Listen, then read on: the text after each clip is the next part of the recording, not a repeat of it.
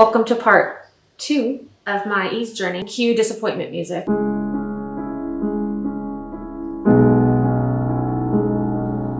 Alright, so the part 2 of the Dr. Li E.A.S.E saga is rather anticlimactic. I did not get the surgery. There is no TPD device, which by the way I found out stands for transpalatal disruptor, TPD. That is the E.A.S.E device, that's what it's called.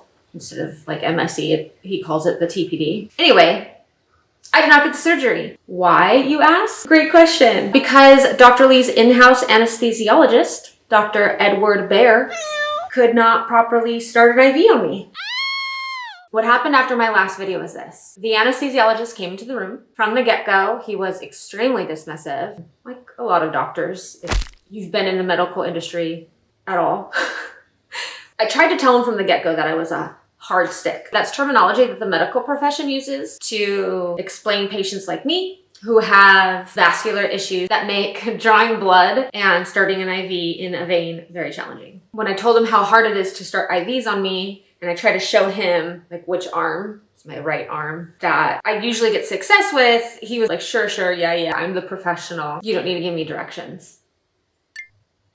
Which if anybody has ever had this issue, you know that's a common problem we run into. Medical professionals thinking they know our body more than we know our body.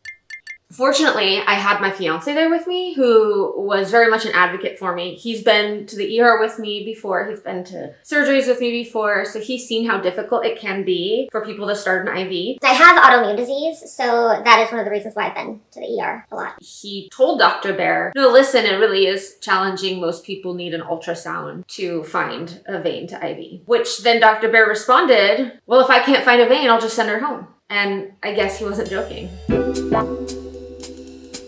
Another weird thing about the anesthesiologist is that Dr. Li told me that day that I would be going under twilight anesthesia. So for anybody that also knows what anesthesia is, there's like general anesthesia where you're out completely, and then there's twilight anesthesia where you are still awake and aware, but you're not feeling any pain. So he like refuted the word twilight anesthesia, which was like, what? So I asked him to clarify, well, what are you going to do to me as an anesthesiologist? Like, sir, why are you complicating things right now?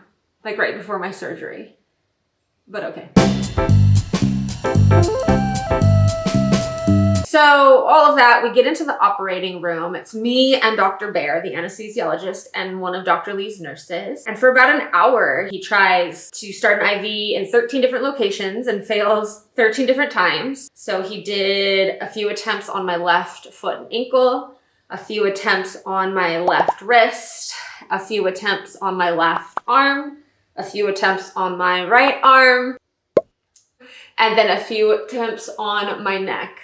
And it was about when he got to my neck, I was like, I don't know if I trust this guy. Like, he can't find an IV, he won't listen to me, and I'm supposed to trust him with like my pain management and being under. And I started to doubt Dr. Li's abilities because Dr. Li told me this was like one of the best anesthesiologists he's ever worked with. And by the way, I've had these vein problems most of my life, and this is the very first anesthesiologist I've ever had that could not get an IV started on me. Normally it takes tops 2 tries. So just putting that out there. Finally, at a certain point, I just called it. I was like, I'm getting a panic attack now. I didn't tell him this, but I wasn't feeling safe anymore. So I got off the operating table and was ushered into a room with Dr. Li. And at first, Dr. Li he acted very compassionate. He was like, oh yeah, I know what it's like. There's only like one vein right here that people can get on me when I need to get my blood drawn. And so I was like, well, what are the next steps? Can we get an ultrasound in here so we can get an ultrasound assisted IV line? He said that they didn't have one, which is understandable. I wasn't in a hospital, which is normally where they have those. I was in his surgery center. And so Dr. Li essentially alluded to he was going to try and find one, like borrow one from Stanford or something, or buy one, I don't know, and that he was gonna get back to me in a few days. And I was under the assumption we were going to reschedule for a few days from then. But all of a sudden, Dr. Li disappeared, and then his office assistant came forward and gave me an envelope and told me Dr. Li wants me to have this. And it was my check for $30,000 back. Like, okay. And then they told me to go home, they'd call me and let me know. So I get home and then Daisy calls me and says, you know what, just go back home and we'll call you next week. And I was like, home to San Diego home? And she said, yeah. So everybody was being very elusive at this point and their intentions were not clear. So I flew home to San Diego, you know, after I had just flown there, rented a car, rented an Airbnb, and then now I have to come home. And that was 2 weeks ago and no one has called me since. Just popping in here real quick from the future to tell you that I eventually had to reach out to Dr. Lee's office to find out what was happening, and things still aren't quite clear.